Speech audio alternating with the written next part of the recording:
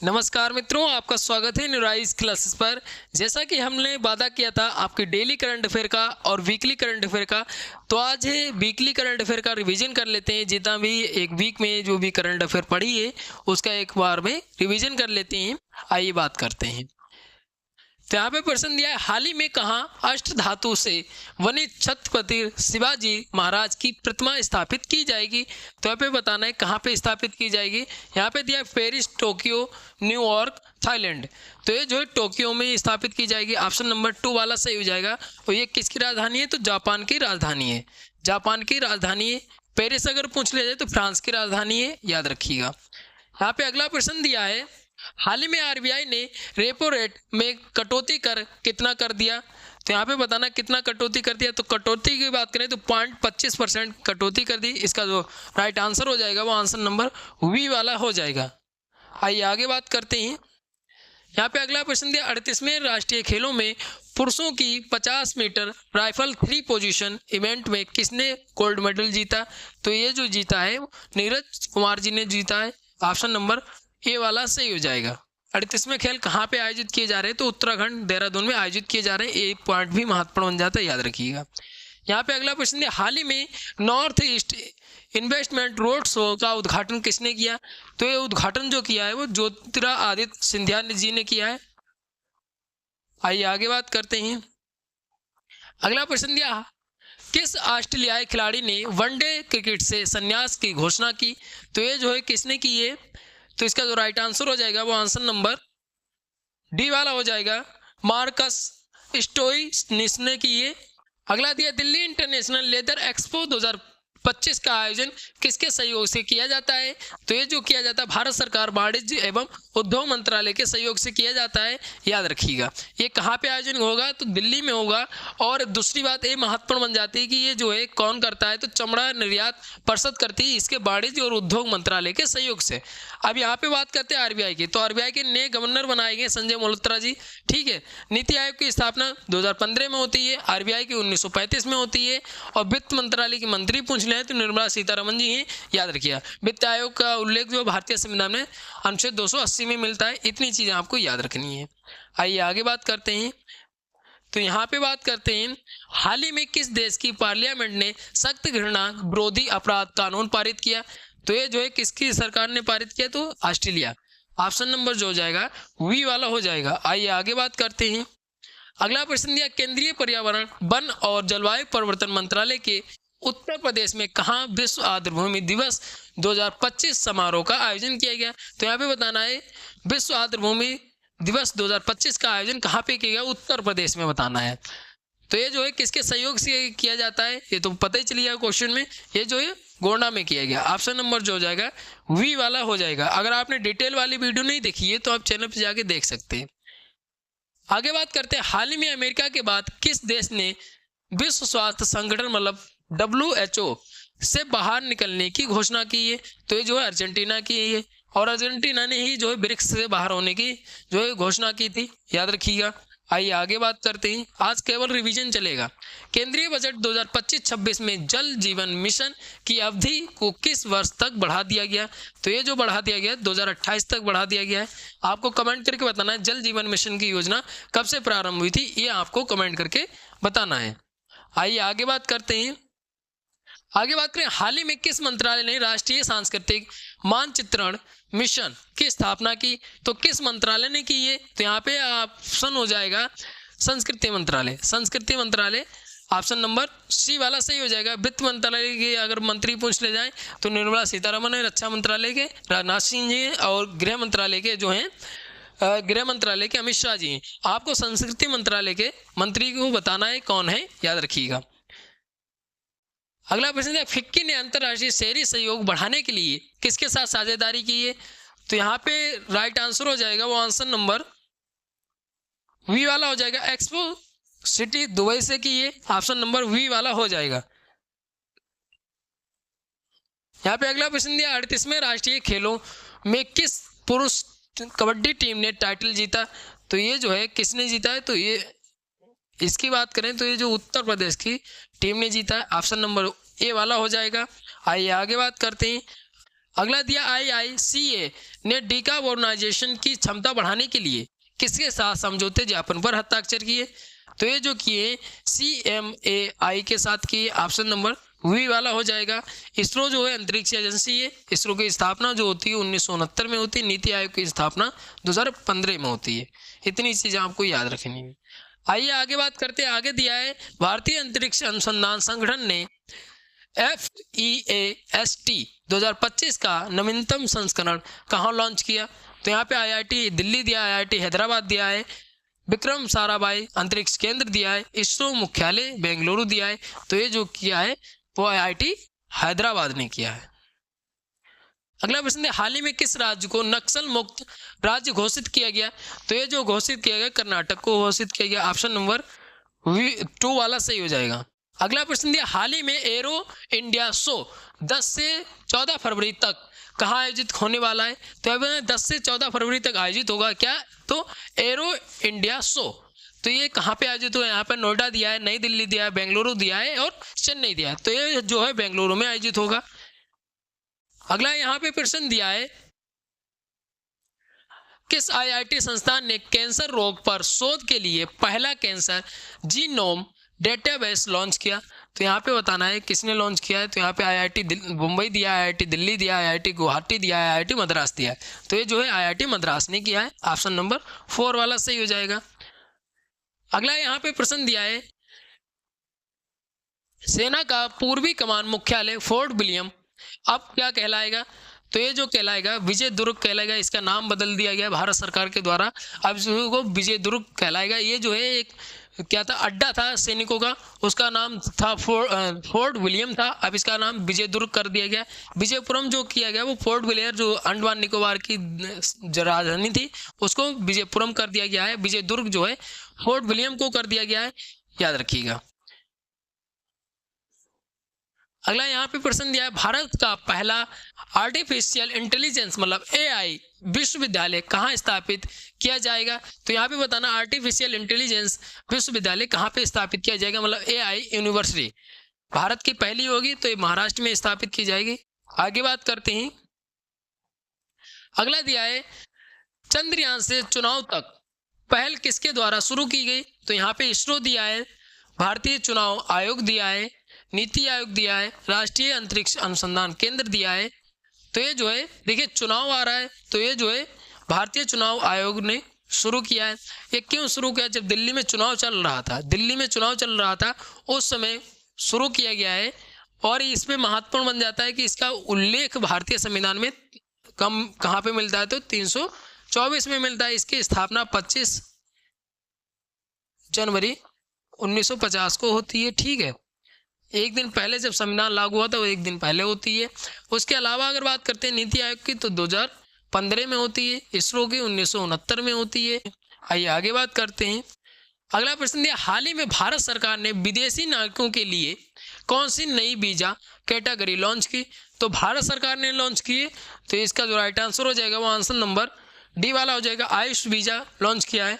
आइए आगे बात करते हैं। अगला प्रश्न दिया, हाल ही में डोंगरी में साहित्य अकादमी पुरस्कार 2024 से किसे सम्मानित किया गया है? तो ये जो चमन अरोड़ा को सम्मानित किया गया है।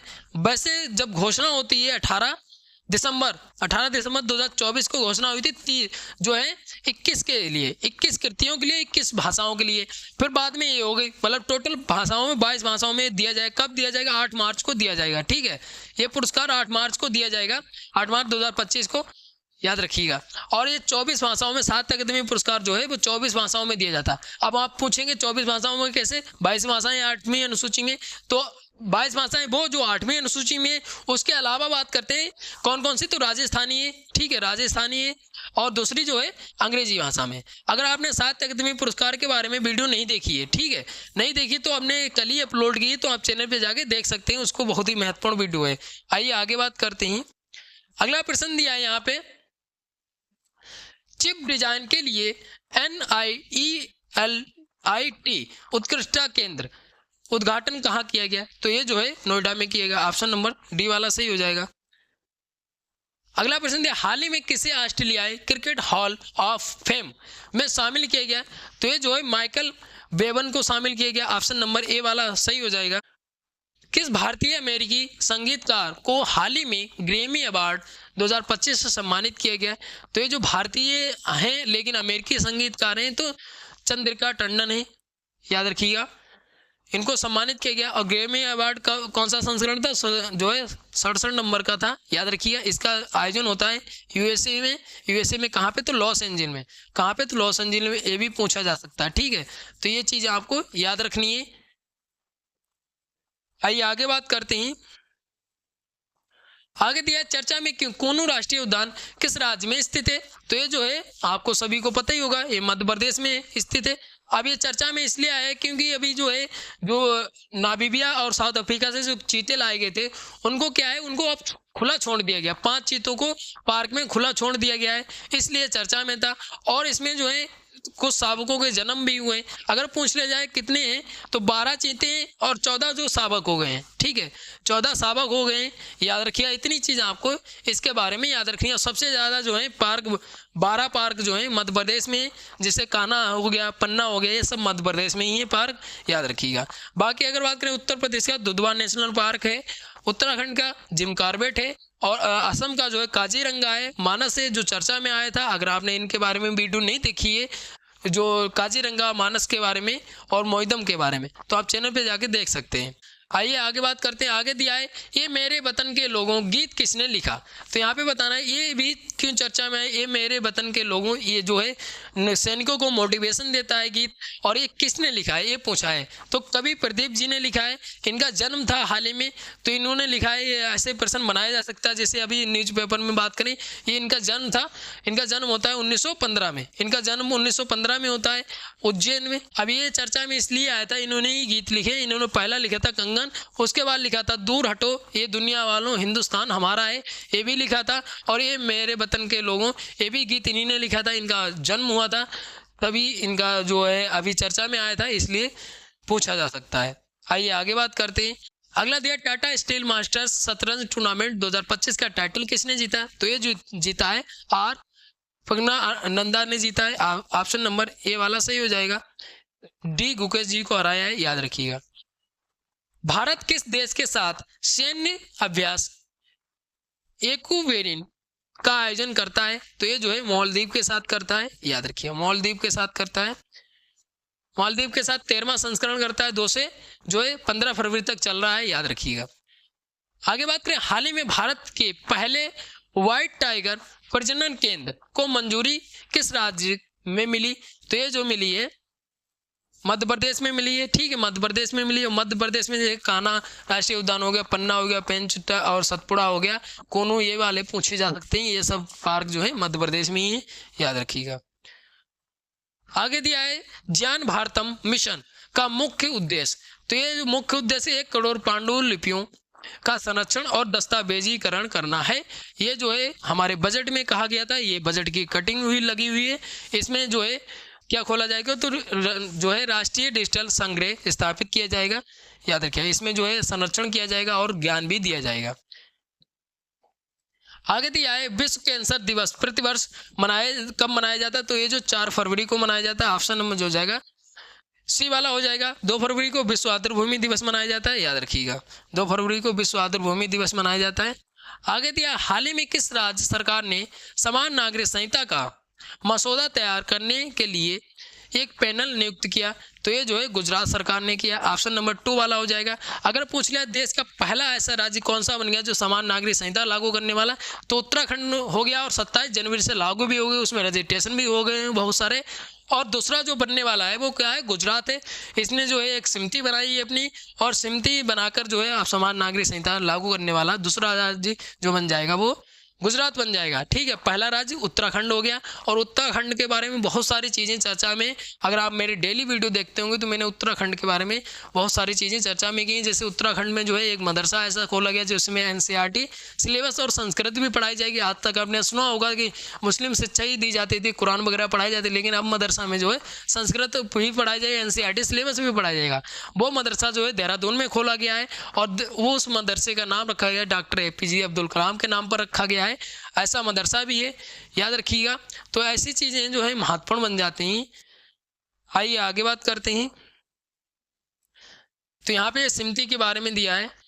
यहाँ पे बात करें राजकोषीय स्वास्थ्य सूचकांक 2025 में सबसे खराब प्रदर्शन करने वाला राज्य, सबसे खराब प्रदर्शन जो करने वाला राज्य है वो है पंजाब, ठीक है। और सबसे अच्छा प्रदर्शन करने वाला कौन है, आइए एक लिस्ट देख लेते हैं। तो यहाँ पे लिस्ट दी है, सबसे अच्छा पूछा जा सकता है, टॉप पे जो है पहला स्थान उड़ीसा का रहा है और अंतिम स्थान जो है पंजाब रहा है। उत्तर प्रदेश का 7वां स्थान रहा है, याद रखिएगा। आगे दिया हाल ही में भारत का सबसे बड़ा थिएटर फेस्टिवल भारत रंग महोत्सव कहाँ शुरू हुआ, तो ये जो शुरू हुआ छत्तीसगढ़ में। ऑप्शन नंबर जो हो जाएगा ए वाला हो जाएगा। आगे दिया हाल ही में एआई टूल्स को अवैध घोषित करने वाला दुनिया का पहला देश कौन, तो दुनिया का पहला देश एआई टूल्स अवैध मतलब इलीगल घोषित करने वाला ब्रिटेन है। ब्रिटेन ऑप्शन नंबर 3 वाला हो जाएगा। और ब्रिटेन ने क्या है, तो ब्रिटेन से जो है संसदीय प्रणाली ली गई भारतीय संविधान में घर की, ठीक है। आगे दिया है रेल मंत्रालय वन स्टॉप समाधान के लिए किस ऐप को लॉन्च करने की तैयारी, तो ये जो है कौन सा ऐप है, super app.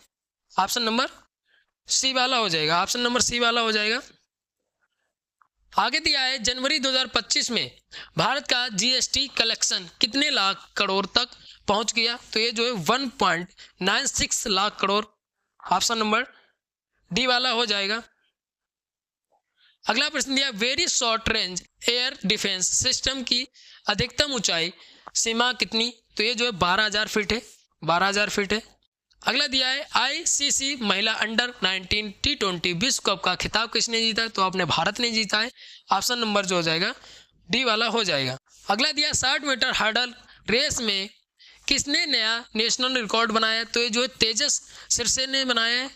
Option number A वाला सही हो जाएगा। अगला दिया है किसे बंबई में बीसीसीआई के CK Naidu lifetime achievement पुरस्कार प्रदान किया गया, तो ये जो है सचिन तेंदुलकर को प्रदान किया गया है। ऑप्शन नंबर ए वाला हो जाएगा। अगला दिया 34वां व्यास सम्मान से किसे सम्मानित किया गया, तो ये जो है लेखिका सूरबाला को सम्मानित किया गया है। और इससे पहले जो है पुष्पा भारती जी को सम्मानित किया गया था 33वां। अब बात कर लेते हैं इन्हें कौन सी उपन्यास के लिए दिया गया है, तो उपन्यास की बात करते हैं। तो ये जो है कौन सा उपन्यास है, तो उपन्यास है कौन देश को बासी वेणु की डायरी, तो ये जो उपन्यास के लिए दिएगा। ये के बिरला फाउंडेशन का वर्ष 2024 का 34वां सम्मान है और ये स्टार्ट होता है 1991 से दिया जाता है, ठीक है। इससे पहले 33वां जो यादें जो है पुष्पा भारती जी का था, उनको दिया गया था। आगे बात करते हैं किस राज्य सरकार ने दफ्तरों में मराठी में बातचीत करना अनिवार्य कर दिया, तो ये जो है अनिवार्य कर दिया महाराष्ट्र ने। ऑप्शन नंबर 2 वाला हो जाएगा, ठीक है। आइए आगे बात करते हैं। अगला दिया 67वें ग्रैमी अवार्ड समारोह का आयोजन किस शहर में किया गया, तो ये जो है लॉस एंजिल में किया गया, यूएसए में किया गया, ठीक है। यूएसए में लॉस एंजिल में भी आग लगी हुई थी, तब भी ये महत्वपूर्ण बन जाता है। नई दिल्ली में जो विश्व पुस्तक मेला चल रहा है, ठीक है। आज के लिए तो इतनी चीज़ें आपको याद रखनी। तो यहाँ पे जितने भी महत्वपूर्ण प्रश्न बन सकते थे यहाँ पे चर्चा किया है। आशा करते हैं आपको वीडियो अच्छी लगी होगी। अच्छी लगी तो लाइक शेयर कमेंट करिए। अगर कोई डाउट बचता है तो आप कमेंट करके पूछ सकते हैं। मिलते हैं अगली वीडियो में। धन्यवाद।